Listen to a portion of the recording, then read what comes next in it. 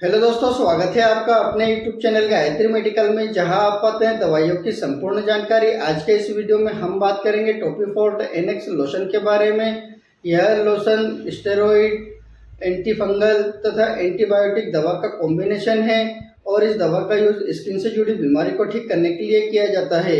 जानेंगे यह लोशन आपको मार्केट में किस नाम से मिल जाता है, इसकी क्या स्ट्रेंथ रहती है, इस लोशन में कौन कौन से कंपोजिशन मिलाए जाते हैं, इस लोशन का यूज़ किन किन कंडीशन में यूज़ किया जाता है और इस लोशन को लगाते समय कौन कौन सी सावधानी रखनी होती है, इस लोशन से क्या क्या साइड इफ़ेक्ट हो सकते हैं और इस लोशन को किस प्रकार से लगाया जाता है, ये सभी बातें जानेंगे इस वीडियो में। तो बने रहिए वीडियो के अंत तक, जिससे कि आपको इस लोशन के बारे में पूरी जानकारी मिल सके। तो चलिए वीडियो की शुरुआत करते हैं।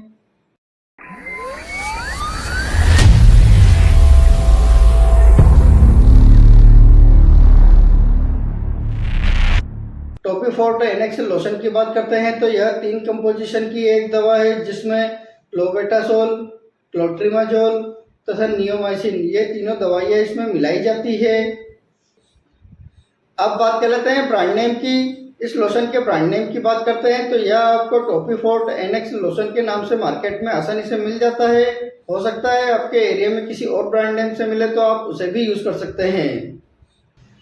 अब बात कर लेते हैं इस लोशन में यह दवाइयाँ कितनी कितनी मात्रा में मिलाई जाती है। इस लोशन के ड्रग स्ट्रेंथ की बात करते हैं तो इसमें जो क्लोबेटासोल है यह 0.05% वेट बाय वॉल्यूम की स्ट्रेंथ में मिलाई जाती है। जो क्लोट्रिमाजोल है यह 2% वेट बाय वॉल्यूम की स्ट्रेंथ में मिलाई जाती है और जो नियोमाइसिन है यह 3500 यूनिट पर ml की स्ट्रेंथ में मिलाई जाती है। अब बात कर लेते हैं इस लोशन का यूज़ किन किन बीमारियों को ठीक करने के लिए किया जाता है। इस लोशन के यूज़ की बात करते हैं तो जैसा कि हम जानते हैं कि यह एक स्टेरॉइड, एंटी फंगल तथा एंटीबायोटिक दवा का कॉम्बिनेशन है, तो इसका यूज़ स्किन से जुड़ी बीमारियों को ठीक करने के लिए किया जाता है। जैसे यदि किसी व्यक्ति के सिर पर फंगल इन्फेक्शन हो गया हो, जिस कारण से व्यक्ति के सिर पर रेडनेस होना, तेज खुजली चलना, सिर पर से पपड़ी उतरना, सूजन आना, इस प्रकार की समस्या होने लगती है, तो इसको ठीक करने के लिए इस लोशन का यूज़ किया जाता है। यदि किसी व्यक्ति को डैंड्रफ की समस्या रहती है तो यह भी एक प्रकार का फंगल इन्फेक्शन है, तो इसको भी ठीक करने के लिए इस लोशन का यूज़ किया जाता है।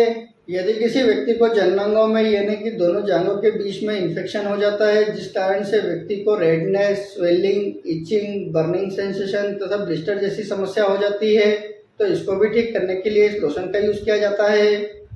यदि किसी व्यक्ति को अंडर आर्म के नीचे इन्फेक्शन हो जाता है तो उसको भी ठीक करने के लिए इस लोशन का यूज़ किया जाता है। यदि किसी व्यक्ति को दवा के रिएक्शन के कारण या स्किन की दूसरी बीमारी ठीक होने के बाद जो फंगल इन्फेक्शन हो जाता है, तो उस समय व्यक्ति को redness, swelling, itching, burning sensation जैसी समस्या होने लगती है, तो उसको भी ठीक करने के लिए इस लोशन का यूज़ किया जाता है। ओवरऑल यदि बात की जाए तो स्किन पर किसी भी प्रकार का फंगल इन्फेक्शन हो जाता है तो उसको ठीक करने के लिए इस लोशन का यूज़ किया जाता है। अब बात कर लेते हैं इस लोशन को लगाने के बाद क्या क्या साइड इफेक्ट हो सकते हैं। इस लोशन को लगाने के बाद कुछ कॉमन साइड इफेक्ट हो सकते हैं, जैसे redness, swelling, itching, burning sensation, blister, skin rashes, skin irritations, dry skin, इस प्रकार के कुछ कॉमन साइड इफेक्ट हो सकते हैं। इसके अलावा अगर और कोई साइड इफेक्ट होते हैं तो इस लोशन को लगाना बंद करें और अपने डॉक्टर से कंसल्ट करें। अब बात कर लेते हैं इस लोशन को कैसे लगाया जाता है और कितने दिन तक लगाया जाता है। इस लोशन को लगाने से पहले आप अपने हाथ तथा अफेक्टेड एरिया को अच्छे से क्लीन करें और आवश्यकता अनुसार इस लोशन को आप अपनी हथेली पर लें और उंगली की मदद से आप अपने अफेक्टेड एरिया पर अप्लाई करें।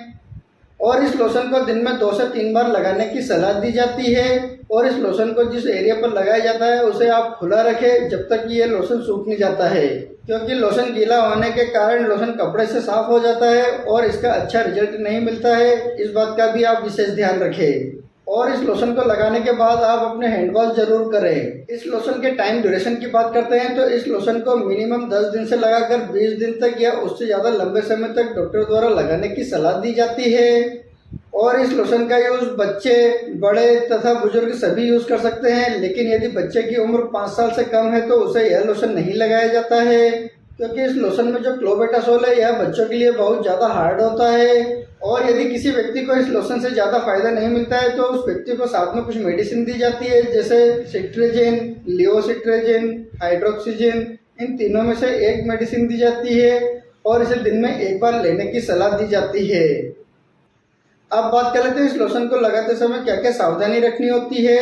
इस लोशन के प्रिकॉशंस की बात करते हैं तो यदि किसी व्यक्ति को इस लोशन से किसी भी प्रकार की कोई प्रॉब्लम होती है तो आप इस लोशन का दोबारा यूज न करें। इस लोशन को चेहरे पर लगाते समय आँख, नाक, मुंह तथा कान में जाने से बचाएं और छोटे बच्चों से दूर रखें।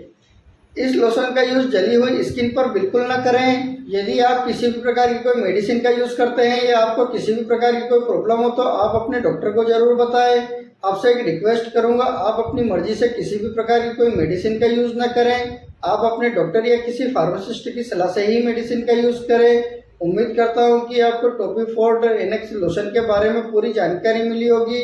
अगर वीडियो अच्छा लगे तो लाइक करें, शेयर करें, सब्सक्राइब करें, जिससे कि और भी लोगों को जानकारी मिल सके। जय हिंद, जय भारत।